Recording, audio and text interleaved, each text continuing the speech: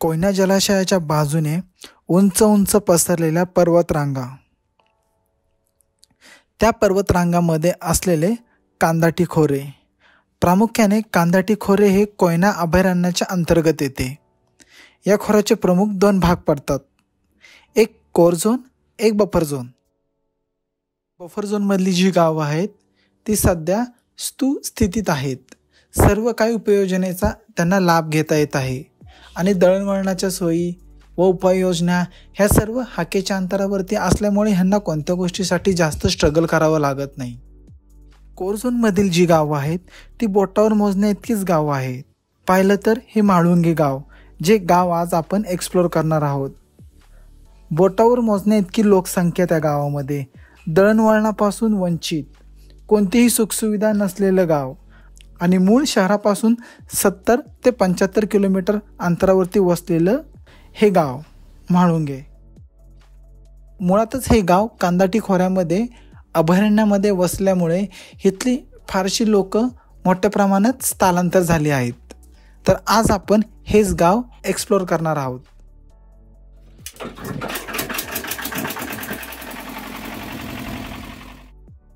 गावाच्या दिशेने जो पहिला प्रवास चालू झाला तो आमचा बामणोलीपासून ते दऱ्यापर्यंतचा पहिला प्रवास होता. ठरल्याप्रमाणे आम्ही वेळेवर थोडा उशिरा पोहोचल्यामुळे आम्हाला जी घेणारी सर्व्हिस बोट होती ती आमच्या आधीच निघून गेली होती. मित्रांनो, आज आपण जे गाव निवडलेलं आहे ते बामणोलीपासून नाही म्हटलं तर एक 2 तास 40 मिनिटाच्या अंतरावरती. म्हणजे तुम्ही माझ्या मागं जो बघत आहात शिवसागर जलाशय, ह्या जलाशयातूनच बोटीतून त्या गावाकडे जाण्यासाठी रस्ता आहे. तर आपल्यासोबत हे काका भेटले आहेत आणि या काकाने आपल्याला म्हणजे तिथं जाण्याबद्दल डिटेलमध्ये माहिती दिली आहे. पण आपल्याला ज्या गावामध्ये जायचं आहे आणि त्या गावामध्ये जाण्यासाठीची जी बोट असते ती बोट ऑलरेडी आम्ही येण्याच्या आधी गेली आहे. तर त्यामुळं आम्ही पर्यायी मार्ग ह्या बोटीचा निवडलेला आहे, जे की यांनी कॉन्टॅक्ट करून ती बोट इथं बोलवून घेतली आहे. हे काका तुम्हाला इथली डिटेलमध्ये थोडीफार माहिती देतील आणि यांचा इथं बोटीचा देखील व्यवसाय आहे. ते त्यांचं नाव आणि नंबर आपल्याला शेअर करतील. काका, माझं नाव राम कदम, राहणारा मी इथलाच रहिवासी आहे आणि इथं म्हणजे आमचा बोटीचा व्यवसाय वगैरे आहे आणि तो आम्ही करत असतो. आणि आता तुम्हाला जर जायचं असेल म्हाळुंग्यामध्ये तर आता ती बोट काय आता नाही, दुपारी 3च्या नंतर आहे, तर तुम्ही जाऊन येऊ शकत नाही. आता तुम्हाला पर्याय म्हणून इथून होडीतून गाडी पलीकडे काढणे, दर्यामार्गी म्हाळुंग्याला जाणे. तर आपण ह्या बोटीतून तिथं समोर रोड आहे तिथं जाऊन तिथून गाडीने आपण दुसऱ्या गावामध्ये जाणार आहोत. ते देखील गाव अख्ख्या जंगलामध्ये वसलेलं आहे. हा बोला काका. तिथून तुम्हाला मोरणी गाव आहे, मोरणी गावातून होडीनं पलीकडे जायला लागणार आहे म्हाळुंगे गावामध्ये. अच्छा, म्हणजे इथून पण आणि तिथून पण? हा, तिथून पण ह्याच्यामध्ये बोटीतून जायला लागणार आहे. माझं नाव राम कदम, मोबाईल नंबर माझा 9421921611. तर अशा प्रकारे आता आपला प्रवास चालू होणार आहे. तर तुम्ही माझ्या मागं बघू शकता आपली बोट आलेली आहेत आणि आता गाड्या त्या बोटीमध्ये नेत आहेत आणि आपली पण गाडी ते आता घेऊन जातील बोटीमध्ये. आणि पलीकडं जो रोड दिसतोय त्या रोडला तिथं थांबून तिथून परत आपल्याला त्या गावामध्ये जायचं आहे.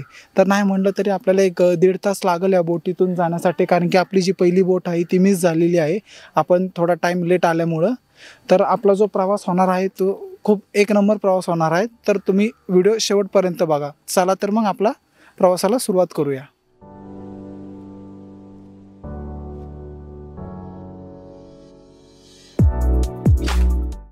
2.5 तासाच्या प्रवासानंतर आम्ही म्हाळुंगे या गावामध्ये पोचलो.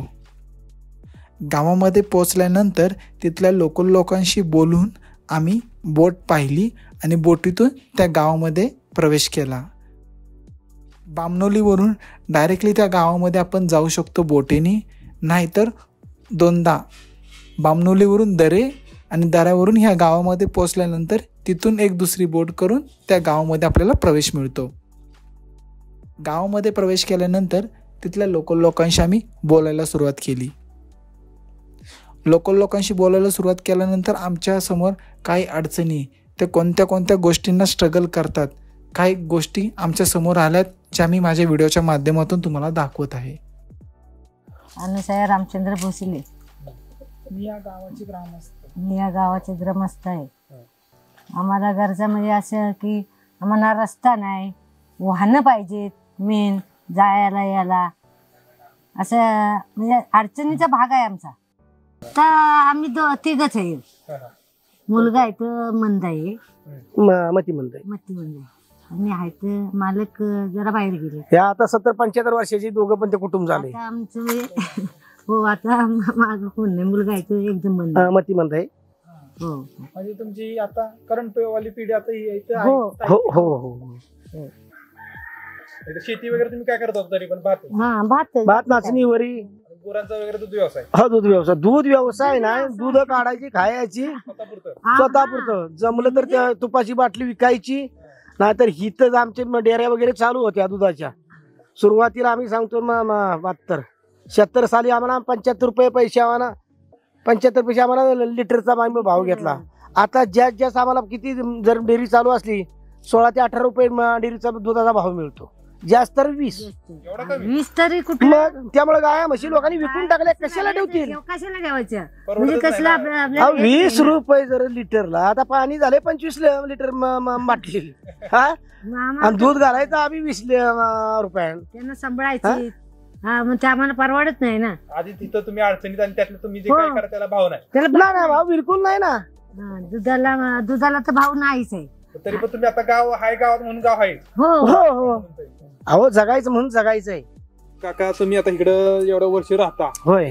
इथं वन्य प्राण्याचा हा जास्त प्रमाण. आणि सगळे जे प्राणी आहेत ना, प्राणी कोणते जास्त बिबटे, अस्वल, गवे, म्हणजे हे जे प्राणी वाढलेत ना, ही मनुष्य आणि शेतीची हानी करणारच प्राणी आता वाढलेत. मग ह्याच्या आधी तुमच्या गावामध्ये कुणावर असा हल्ला वगैरे झाले का, अस्वली वगैरे म्हणा, गहू वगैरे असं काय नाही? हानी झाली का? जीवित हानी तशी काय अजून झाली नाही, पण आजूबाजूला होते ना, त्यामुळे माणूस इतका दबकून आहे ना, त्यापेक्षा आपलं बाहेर घरात लांब जंगलात जाणे लोक टाळायला लागली ना. स्वतःच्या जमिनीत जाऊ लोक शकत नाहीत आता. स्वतःच्या जमिनीत जाऊ शकत नाही. वाईट अवस्था आहे ना. इतकी वाईट अवस्था आहे ना. आम्ही मग अशी आलो ना, हो. तिथंच म्हणायला लागले काका की आमची कुत्री नेली तू वाघाने. कुत्रीला कोंबडी ठेवली नाही. कोंबडी पण कुत्र तर तुम्हाला भुकायला गावात राहिले नाही. 5-6 कोंबडी नेली त्या पडवीत ना. तुम्ही सतर्क राहत जावा, कारण की इथं प्राण्याचा वावर आहे, त्यामुळे जर तुम्ही स्वतःची काळजी घ्या. भलेही तुमच्यापर्यंत एखादी सुविधा वेळ म्हणजे उशिरा पोहोचतील, पण तुम्ही स्वतः फिरताना रानामध्ये काळजी घ्या. महत्त्वाचं स्वतःच्या जमिनीत आम्ही बाहेर ना स्वतःच्या जाऊ शकत नाही. लोक इतकी डेंजर परिस्थिती झाली. बिबटे तर रात्रंदिवस कायमच येत आहे. कुणाच्या वाड्यात आता स्वतःच्या माझ्या वाड्यात गेल्या वर्षी रेडकू खाल्लं. ह्या वाड्यात मध्ये गावात रेडकू खाल्लं. आता कधी बघावं तर संध्याकाळी आपलं बिबटे आहेत. सामने असं भांडी वगैरे उजळताना कुत्री असतातच ना. हा संध्याकाळी भांडी उजळतात तेव्हा त्याला खाय मिळते ना. 8, पावणे 8ला 7:30ला बिबट्या पुढ्यात कुत्री घेऊन जातोय. उद्या ते कुत्री संपली, आता उद्या माणूसच राहणार ना. लगविला नाही ते आईन वेळेला रात्रीच काहीतरी अडचण, माणूस आहे तिथं अडचण राहणारच. आणि ते भुकेलं म्हणजे माणूस काय माणसाला पण ते घेऊन जाईल ना. त्याच्यापेक्षा अशा ह्या अडचणी जर शासन दूर करत नसेल ना, तर सगळ्यात पुनर्वसन सगळ्यात महत्वाचं. पहिले जे पाण्याची गाव होतं तुमचं, पहिले बुडी क्षेत्र होतं जमीन, हो तिथं पुनर्वसन तुम्हाला लाभ भेटला असेल ना. तो लाभ भेटला, तीच आता आमची जमीन ना. हो, म्हणजे ती जागा कुठे भेटली तुम्हाला? ती इथंच ह्याच ठिकाणी भेटली. फेरवाटप इथं झालं, इथंच झाला. म्हणजे काय झालं, तुम्हाला त्या अडचणीने काढल्या, नवीन अडचणी बरं ती दुसरीकडे टाकली, तिथं पण अडचण दुसरीकडे म्हणजे त्याच गावात तिथंच जमिनी दिल्या. तिथल्या इथं दिल्यामुळे ते काय तुमचा प्रश्न सॉल्व्ह झालाच नाही. नाही ना. आता ह्या अभयारण्यामुळे आणखी इतक्या अडचणी यायला लागल्या. आता काही बोलू नका ना, तुम्ही बाहेर पडू शकत नाही. इथं दळवण्याचं साधन नाही, कारण बोटीशिवाय दुसरा रस्ता नाही. बोटीशिवाय कुठं येऊ शकत नाही. बोट किती 8 ते 9 महिने चालते. आम्हाला सांगितलं काय माहिती का, 8 वाजता फक्त एकच बोट आहे. ती सकाळी एकच जाते ना. सकाळी 8 वाजता गेली. माणसाला काय झालं काय नाही ही तर पर्याय नाही. आणि सकाळी आता खेड एसटी चालू झाली, ती सुद्धा संध्याकाळी इथं 8-9 वाजता येते. सकाळी 7ला गेली. इकडे तुम्ही किती जणांनी पण मारा, त्याला काय नाही, वाली कोण नाही. तुमची दखल करून घेतली पाहिजे. नाही म्हणजे अजिबात काय नाही ना. तुम्ही इलेक्शनच्या टायमाला किंवा असं गावात जे म्हणजे वयस्कर वृद्ध माणसं, जरा जाणती माणसांना तुम्ही ना जरा कलेक्टर ऑफिसला जाऊन मागणी करा, या सुविधा मिळण्यासाठी तुम्ही प्रयत्न करा.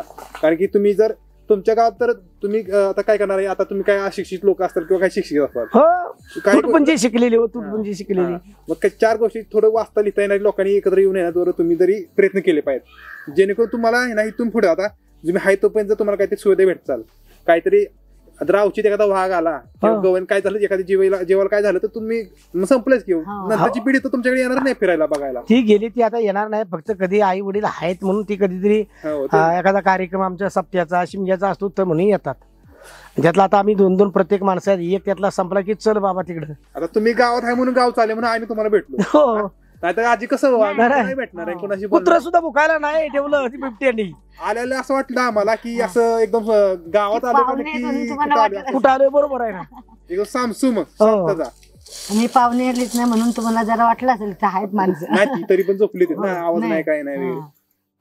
तर काका मला सांगा, जर तुम्हाला ह्या गावातून दैनंदिन जीवनासाठी म्हणजे एक म्हणायचं म्हणलं तर एक खाण्यापिण्यासाठी जर तुम्हाला कुठलं सामग्री आणायची असेल तर तुम्ही ती कशा प्रकारे आणू शकता आणि इथून त्या शहराचं अंतर लगभग किती आहे?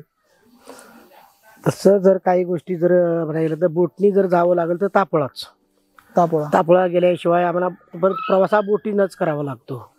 ती सुद्धा बोट कधी एकदा एप्रिलमध्ये पाणी कमी झालं की ती बोट बंद होते. एप्रिल मे मध्ये ती 15 ऑगस्टला चालू होते. मग तो खालचा प्रवास सगळा बंद होतो. मग इकडून एसटीन जर खेडला जायचं म्हणलं तरच मग आम्हाला लागणाऱ्या काय बाजार वगैरे काही गोष्टी खेडला जाऊन मिळतात. हा, मिळतात. पण एकदा पाऊस चालू झाला जून, जुलै, ऑगस्ट 3 महिने आम्हाला कुठला संपर्क म्हणजे कुठल्या शहराशी कुठलाच आम्ही संपर्क साधू शकत नाही. म्हणजे एक प्रकारे संपर्क तुटतो ना. 3 महिने आम्हाला कुठे जाऊ शकत नाही. जेव्हा 15 ऑगस्टला ज्या टायमाला वाहनं वगैरे चालू होतील, धरणाचं पाणी वर येईल, त्या टायमाला आमचा म्हणजे प्रवास वगैरे चालू होतो. म्हणजे एक प्रकारे तुमच्या गावात आणि दुसऱ्या गावांचा म्हणजे एक प्रकारे दळणवळण चालू होतं. म्हणजे तेवढं 2.5 महिने संपर्क माणसाचा तुटतो आमच्या इथून. म्हणजे जी गावात ती गावातच राहतात, बाहेर पडू शकत नाही ना. जायचं म्हटलं तर नदीच्या एक बाजू रघुवीर घाटाच्या माथ्यावर जर गेलं तरच. पण इथं 2.5 महिने एखादा माणूस आजारी झाला काय झाला तर इथल्या त्या नशिबानं तो मरून जाईल, पण आम्ही त्याला वाचवू शकत नाही. इतकी डेंजर परिस्थिती आहे. आणि इथून महाबळेश्वर किती किलोमीटर? महाबळेश्वर इथून तापोळा ते महाबळेश्वर 70 असं ना. आणि तिथून एसटी 70 किलोमीटर. किती वेळ लागतो? हे बघा, महाबळेश्वर मधून तापोळा आपण 1 ते सव्वा तासात पोचतो तापोळ्याला. पण इथे एकच लॉन्च असते. ओके. ती 2:30ला सुटते, 2-2:30ला सुटते. ती संध्याकाळी तर माणूस तो 7लाच पोचतो. अच्छा, 7लाच पोचतो. गाडी वगैरे येतच नाही ना? नाही, इथे गाडी हा विषय संबंधच नाही. गाडीचा विषयच नाही. हाय की आता त्या बाजून रघुवीर घाट ते वाळंग्यापर्यंत जुना 72 साली रस्ता केलेला आहे. कच्चा रोड आहे. म्हणजे 72 सालापासून तो तसाच पडलाय. तरी त्याचं अजून काही नाही. तरी अजून त्याच काहीच नाही. तो सुधारला पाहिजे ना. बरोबर. तो काय वन खात्यात नाही, काय नाही, मालकीत आहे. तरी 3 हद्दी मिळतात, सिंधी, आरवा आणि माळुंगे. 3 गावांच्या हद्दीमधून तो रस्ता येतोय रघुवीर घाटापासून नदीच्या एक बाजू. पण त्याची हालचालच काही नाही. लोकसंख्या कमी आहे ना इकडे, त्यामुळे रस्ता करत असं काय का? आता आहे बघा, लोकसंख्या कमी आहे. पण आज आम्ही कोरमध्ये अभयारण्याच्या कोरमध्ये आहे. बरोबर. आम्ही अभयारण्याच्या कोरमध्ये आहे. शासनाचे अधिकारी सांगतात हा तुमचा मालकी आहे. ही मालकी 3 गावाची मालकी आहे. त्यामुळे आम्ही काय करू शकत नाही. तुम्ही बघा, रौदी पासून खाली आमचा जो अभयारण्य आहे ते आम्ही रस्ता करू शकतो ना. आम्ही काय त्यांना सांगतोय, तुम्ही जर खाली जर तुम्ही करत, इकडून जर गाडी जाईल, इकडून रस्ता जाईल तरच तुमचा अभयारण्य खाली आहे ना. बरोबर. हा, बरोबर. मग तशी तुम्हाला बाजारपेठ कुठली जवळ पडते?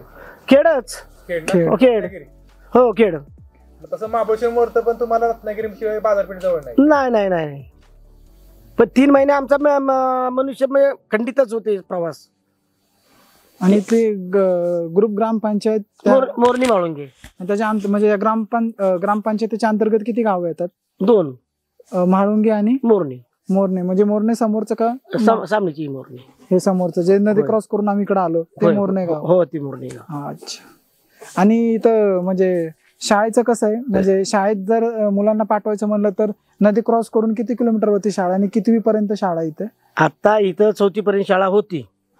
पण इथं जी लोक होती आधी म्हणजे आमची मुलं बाळ, त्यांचा इथं उदरनिर्वाह होऊ शकत नाही. बरोबर. त्यांना थोडंफार त्यांच्या मुलांना शिक्षण पाहिजे ना. बरोबर. मग लग्न झालं की त्या बिराड उचलतायत, ते पुन्हा मुंबईला जाऊन पोट भरायच्या मागे लागलेत. पोट भरायच्या मागे. बरोबर. त्यामुळे आता इथं मुलं नाही, त्यामुळे आता जवळजवळ इथं म्हाळुंगेच काय पण मोरणी, आरव, सिंधी ही 4-5 गावांच्या शाळा तर बंद झाल्या ना. बरोबर. बंद झाल्या. त्यामुळे आता इथं शाळा नाही. मुलं नसल्यामुळे शाळा नाही. मुलं असल्यामुळे शाळा नाही. आणि मुलं इथं असली तरी पण इथं शिक्षणाचं आणि त्यांच्या आई वडिलांचं म्हणजे उदरनिर्वाहाचे पोट जगू शकत नाहीत ना. शेती करतो ती सुरुवातीला गवे खातायत. बरोबर. रानडुकरं खातायत, मोरं खातायत. म्हणजे एक प्रकारे आर्थिक उत्पादन आणि निसर्गाचा जो पावसा पाण्याचा तो आहे तो वेगळा आहे. इथं आर्थिक उत्पन्नच नाही. त्यामुळे आता लोक कुठेतरी पोर आपली शाळा पाहिजे, जगाय पाहिजे म्हणून ते इथं स्थलांतर होऊन आपली कुठे नाही कुठेतरी पोट भरायच्या मागे लागलेत. आणि आता जी लोक आहेत ती बोटावर मोजणे इतकी मित्रांनो बघू शकता गावामध्ये लोक आहेत. हा, असा हा प्रकार ना संपूर्ण या अख्ख्या बहुतेक आमच्या या भागात कांदाटी विभागात तोच चाललाय. बरोबर. तोच चाललाय. मला सांगा आता घरं किती, माणसं किती? आता तुम्हाला सांगतो घरं आता इथं जवळजवळ आमची 16-17 घरं आहेत. माणसं जास्त बघाल तर जास्त 40 असतील. इथं कायम राहणार आहे स्थायिक म्हणजे इथं कायम. आणि ती म्हणजे किती 50-60च्या वरची. वयस्कर म्हणजे तरुण नाही ना, कुठे उदरनिर्वाह करायसाठी येतात. त्यांच्या पोराला शिक्षण द्यावं लागतंय. सद्यस्थितीमध्ये माणसं किती आहेत गावात? आता जास्त असं 35-40 लोक आहेत. सर्वात मोठा टास्क होता की हे गाव एका दिवसात एक्सप्लोर करून पुन्हा बोटीपाशी जायचं होतं. आणि बोटीवाल्याचा कॉन्टॅक्ट नंबर ऑलरेडी आम्ही घेतला होता. गाव एक्सप्लोर केल्यानंतर जिथून आम्ही बोटीने उतरलो होतं तिथं आम्हाला 5:30 वाजेपर्यंत पुन्हा पोचायचं होतं. त्या अनुषंगाने आम्ही सर्व शूट करून परतीचा प्रवास सुरू केला.